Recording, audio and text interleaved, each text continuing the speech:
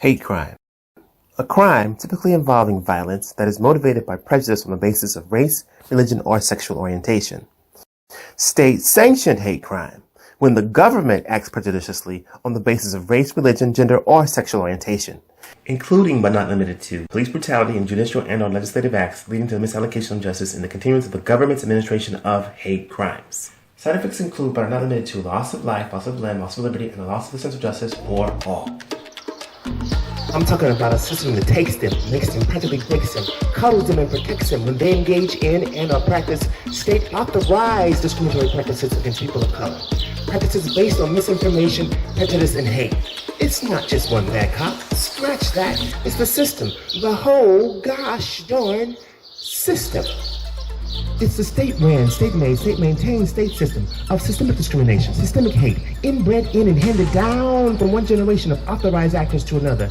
Practices based on hate, perpetrated and perpetuated until it becomes normalized hate. And in some instances, wait for it, systemic racism. Systemic racism. But the state normalizes this behavior and allowed its employees to discriminate legally, and this was done intentionally, wrongfully, and shamefully. Therefore, we must conclude that state-enforced inequality is evil on an official government level. The state-enforced and endorsed unequal treatment of equal people is evil on an official government level. Watching another brother get beat. He was just jogging down the street, or taking his kids to a birthday party for them to get something to eat. And now he's looking up at a police officer's feet. And why are you so tone deaf to the humanity in me? Don't you see I'm non-violently fighting, crying, fighting to breathe? Fighting, crying, fighting to breathe? Oh my God, it's true. What I gotta say, what I gotta do, for you to see I'm human too. Now tell me, what's a brother to do when he sees a police officer acting like a fool, acting like he's above the rules, acting as lawless as any other crook, acting like a gangster with the victim on the hook, or wearing a badge of honor and authorization from a constitutional law book? In the end, it's nothing but another state-sanctioned hate crime against another brother or sister. And no. Don't get me wrong. I'm not talking about only police misconduct. I'm calling out all forms of state-sanctioned hate, like laws making it harder for people to vote. And like political schemes, such as and including redistricting plans that minimize the political influence and power of people of color. But in the end, these are nothing but other examples of government hate crimes against another group of people of color. And we're sick of all of these state-enforced, state-endorsed, state-sponsored, in the name of the law, hate crimes. Acts performed by the state. Official government authorized and perpetuated hate. And excuse me, Mr. Government Official, Mrs. Government Official, but I voted, so didn't I hire you and your bosses too? And don't my taxes pay for you and your boss's boss and your boss's boss too? Well, the system I paid for is broke. This junk is broke. Now tell me, what would you call someone that continues to pay for something they know is broken? The opposite of smart.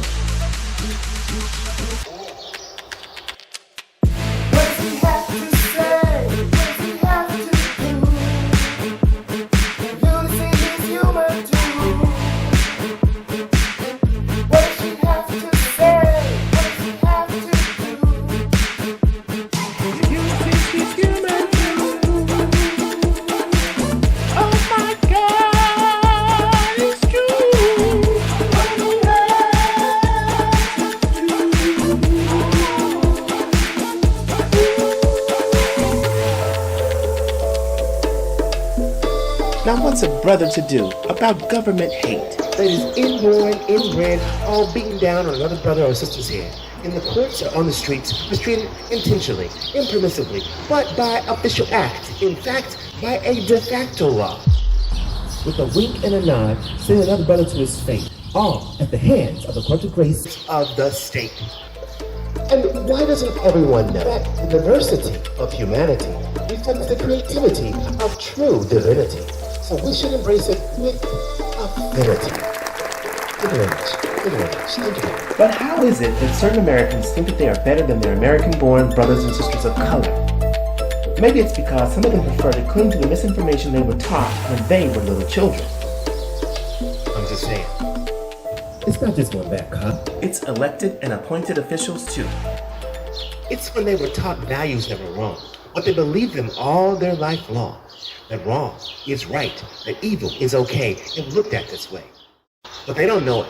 They don't get it. And if you tell them, they still won't admit it. Therefore, they act detrimentally, injuriously, improperly, without conscience or care, totally indifferent to the victims that they leave dying there. But many of these same people have forefathers that were themselves fleeing from rejection, persecution, deprivation, and humiliation.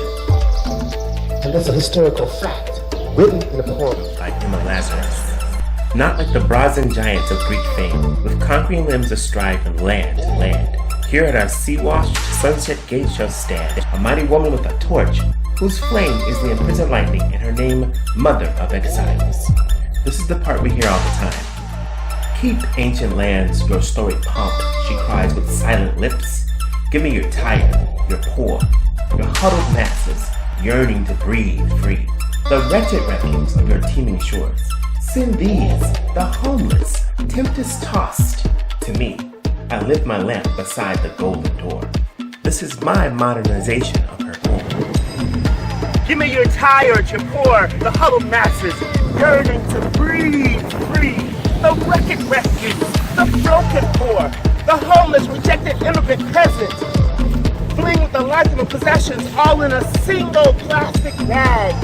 The sea-tossed, tempted, hot escapee, more familiar with a rock for comfort than the pleasure of a goose-down feather pillow. It is for thee that I lift up my torch, saying, welcome one and all, welcome to our golden shores!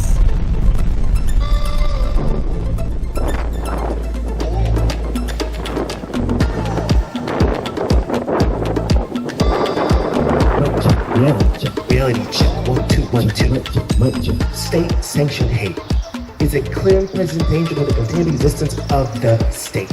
It is a clear and present danger to the continued existence of the state. And I regret to inform you that the long reach of the state hate extends below the radar of the owners of the state. And we, the people that own the state, have to unhardwire the hate in the minds of the people that operate the state. Because to we, the people, the state itself is in breach of the social contract that we call the Constitution.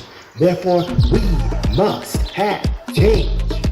Or the Constitution itself is a fraud.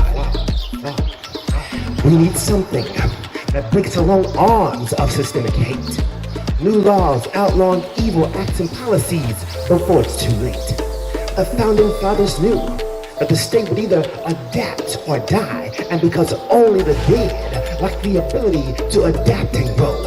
And it's time for the state to let out forms of state-sanctioned hate.